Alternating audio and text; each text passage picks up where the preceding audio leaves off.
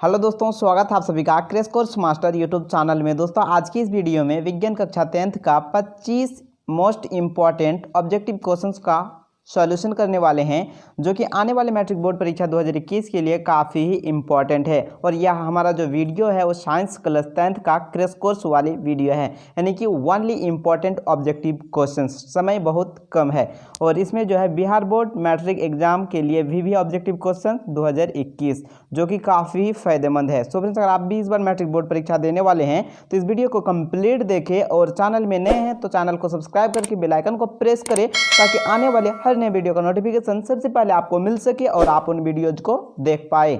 So friends, आज की इस वीडियो को शुरू करते हैं और फर्स्ट नंबर क्वेश्चन देखिए। यह सारे प्रश्नों को जो है बिहार बोर्ड मैट्रिक परीक्षा में कई बार पूछे गए हैं, यानी कि काफ़ी ही वीवीआई प्रश्न है। फर्स्ट नंबर क्वेश्चन है, विद्युत चुंबक प्रेरण की खोज किसने की थी?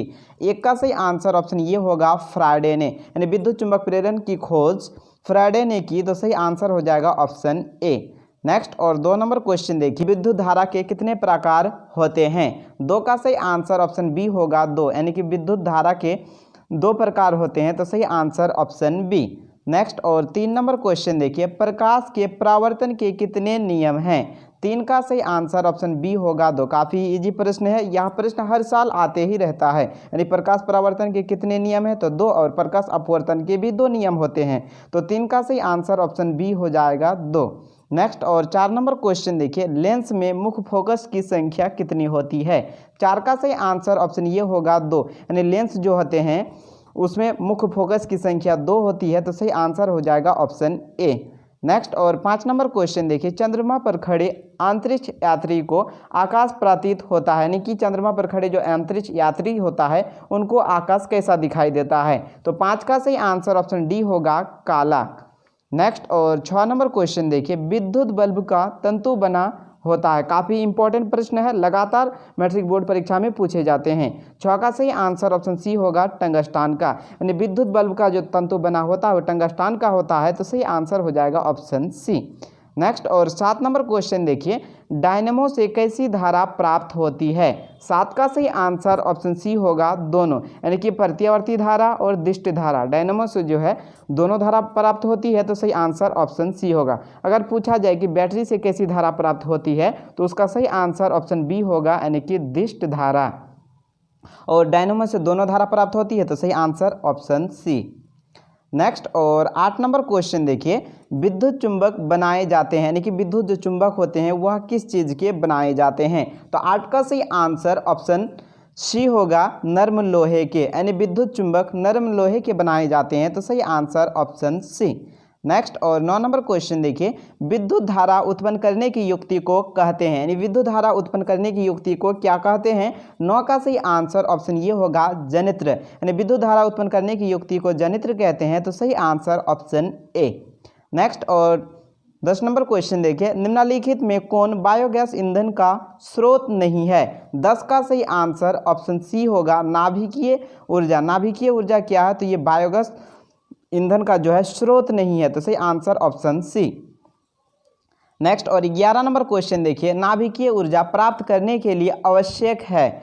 11 का सही आंसर ऑप्शन सी होगा यूरेनियम, यानी नाभिकीय ऊर्जा प्राप्त करने के लिए जो आवश्यक तत्व है वो यूरेनियम का होता है, तो सही आंसर हो जाएगा ऑप्शन सी यूरेनियम। नेक्स्ट और 12 नंबर क्वेश्चन देखिए, पृथ्वी पर ऊर्जा का मुख्य स्रोत है? 12 का सही आंसर ऑप्शन बी होगा सूर्य, यानी कि सन।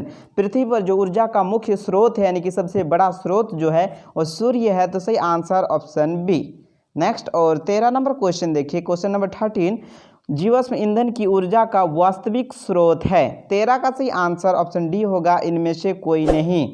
नेक्स्ट और 14 नंबर क्वेश्चन देखिए, पवन विद्युत जनित्र में पवन की चाल कम से कम कितनी होनी चाहिए? 14 का सही आंसर ऑप्शन ये हो जाएगा 15 किलोमीटर प्रति घंटा, यानी पवन विद्युत जनित्र में जो होती है पवन की चाल कम से कम 15 किलोमीटर पर आवर, तो सही आंसर हो जाएगा ऑप्शन ए। नेक्स्ट और 15 नंबर क्वेश्चन देखिए, नवीकरणीय ऊर्जा स्रोत हैं। 15 का सही आंसर ऑप्शन ये हो सौर ऊर्जा। यानी सौर ऊर्जा क्या है, तो नवीकरणीय ऊर्जा स्रोत है, तो सही answer option A. Next 16 number question देखिए, अनवीकरणीय ऊर्जा स्रोत है। 16 का सही आंसर ऑप्शन डी होगा यूरेनियम। यूरेनियम क्या है, अनवीकरणीय ऊर्जा का स्रोत है, तो सही आंसर ऑप्शन डी। नेक्स्ट और 17 नंबर क्वेश्चन देखिए, जीव द्रव्यमान ऊर्जा स्रोत का उदाहरण निम्न में कौन नहीं है। 17 का सही आंसर ऑप्शन ये होगा पेट्रोलियम। यानी पेट्रोलियम जो है यह जीव द्रव्यमान ऊर्जा स्रोत का उदाहरण नहीं है, तो सही आंसर ऑप्शन ए।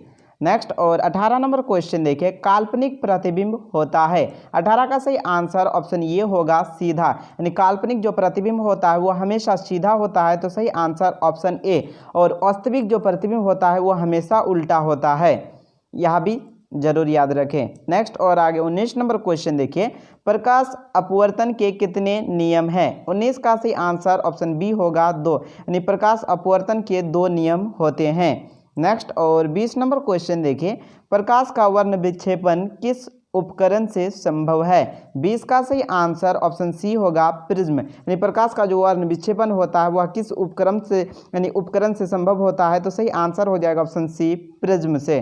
नेक्स्ट और 21 नंबर क्वेश्चन देखिए, फोटोग्राफी कैमरा का अभिदृश्यक होता है। यानी फोटोग्राफी जो कैमरा होता है उसका अभिदृश्यक भाग किस चीज़ का बना होता है। तो 21 का जो सही आंसर होगा ऑप्शन ये होगा उत्तल लेंस। नेक्स्ट और 22 नंबर क्वेश्चन देखिए, फोटोग्राफिक कैमरा अंदर से दिखता है। यानी जिससे फोटो खींचा जाता है वो फोटोग्राफिक कैमरा होता है, तो उसका जो अंदर वाला भाग कैसा दिखता है। तो 22 का सही आंसर ऑप्शन ये होगा काला। यानी फोटोग्राफिक कैमरे का अंदर से दिखता है काला, तो सही आंसर हो जाएगा ऑप्शन ए। नेक्स्ट और 23 नंबर क्वेश्चन देखिए, विद्युत धारा उत्पन्न करने की युक्ति को कहते हैं। 23 का सही आंसर ऑप्शन ये होगा जनित्र। नेक्स्ट और 24 नंबर क्वेश्चन देखिए, किस दर्पण से वस्तु का बड़ा प्रतिबिंब बनता है। 24 का सही आंसर ऑप्शन बी होगा अवतल। यानी अवतल दर्पण से जो है वस्तु का बड़ा प्रतिबिंब बनता है, तो सही आंसर ऑप्शन बी।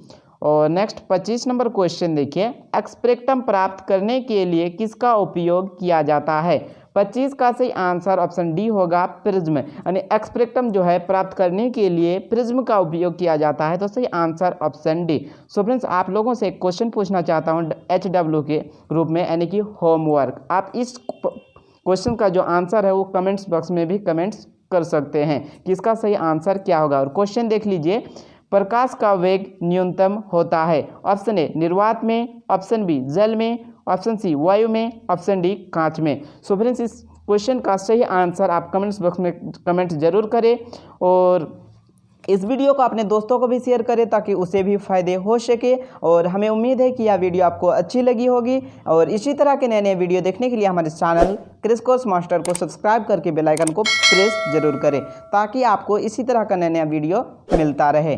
तो मिलते हैं नेक्स्ट वीडियो में, तब तक के लिए बाय।